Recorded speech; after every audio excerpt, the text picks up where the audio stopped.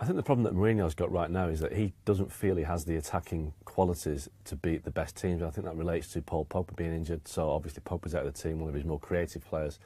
He still hasn't got Ibrahimovic, who was obviously injured in the last season.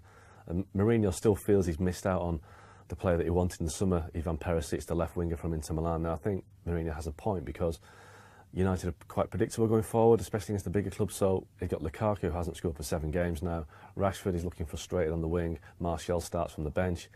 So Mourinho is having to kind of take on the big teams with an attacking force he's not quite convinced in. So that's why his record against the big 6 away from home is so poor. The stat about Mourinho is that his last 10 games as a manager against the big 6 in the league away from home, on 9 occasions his teams have failed to score. That's Chelsea and Man United. So that suggests that he's going out there with a plan, which is to frustrate the opposition and come away with a draw. I mean, that was always his ethos at Chelsea: win the games against the lesser teams and then stop the big rivals beating you on their patch. Now, that may have worked 10, 12 years ago at Chelsea when they were so formidable against the weaker teams, but now I think Man City have changed the game a little bit.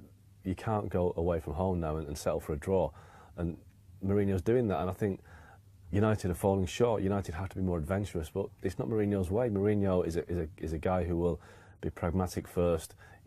Every time he starts the game, he's got a point.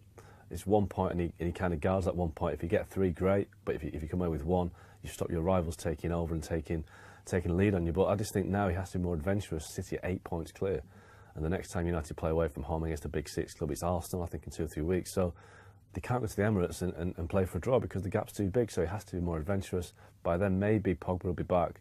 People like Mkhitaryan, Mata might have a bit more form. But he's just got to shed the defensive outlook a little bit and just go for broke.